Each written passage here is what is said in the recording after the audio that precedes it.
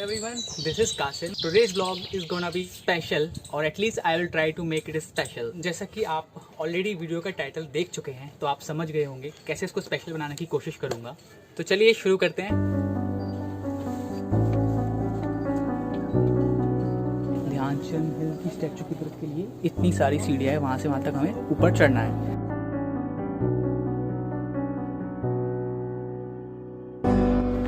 तो गाइस, ध्यानचंद जी नाम जो है कैसे पड़ा, इसकी भी एक अच्छी स्टोरी है। एक्चुअली उनका रियल नाम वैसे बहुत कम लोग जानते हैं। उनका रियल नाम था ध्यान सिंह। एक्चुअली वो एक आर्मी पर्सन थे और दिन भर के काम के बाद शाम को अपने घर आते थे तो वो जो है चांद की रोशनी में हॉकी की प्रैक्टिस किया करते थे। तो उनके जितने भी सीनियर्स थे वो भी उनके जानने वाले थे। उन्होंने उनका नाम ध्यानचंद्र रख दिया था और फिर धीरे धीरे वो नाम ध्यानचंद्र से ध्यानचंद हो गया।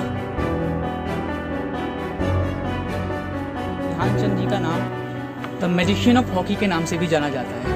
कहते हैं कि 1928 ओलंपिक्स में जब सारी टीमें एक एक दो गोल से जो है मैच जीत रही थी, वहाँ पर हमारी टीम इंडिया और मेजर ध्यानचंद जी ने जो मैचेस जीते, जब पहला ओलंपिक जीता तो वहाँ पर मौजूद ओलंपिक के ऑफिशियल्स ने ध्यानचंद जी की स्टिक को एक्चुअली में तोड़कर चेक किया कि कहीं इसमें कोई मैग्नेटिक प्रिक तो नहीं है, क्योंकि बताते हैं कि जब ध्यानचंद जी के पास बॉल जाती थी तो उनके पास से किसी खिलाड़ी को ले पाना इम्पॉसिबल ही होता था।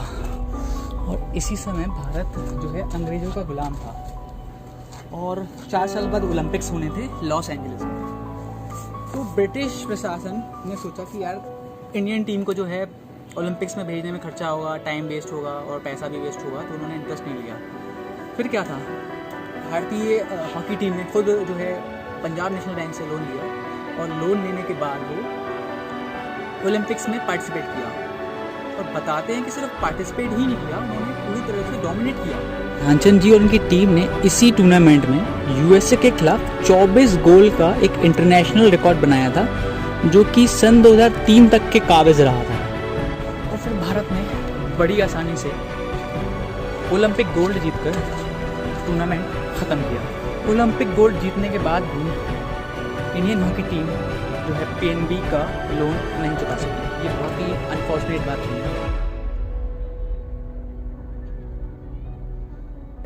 क्रिकेट की दुनिया में सर डॉन ब्रैडमैन को कौन नहीं जानता है। बताते हैं कि जब एक बार सर डॉन ब्रैडमैन ध्यानचंद जी से मिले तो उन्होंने ध्यानचंद जी की तारीफ में कहा था कि ध्यानचंद जी गोल ऐसे करते हैं मानो जैसे कोई क्रिकेटर रन स्कोर कर रहा हो।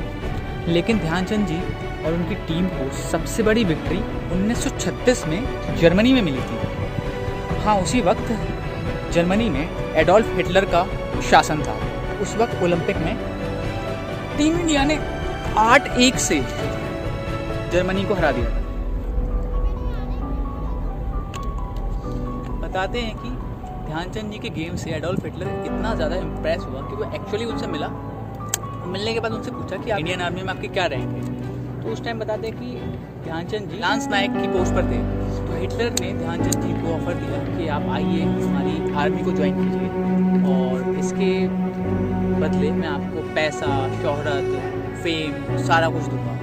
To which major Dhyan Chand said no, no to the most feared leader in the world and yes to the Bharat that was a slave at that time.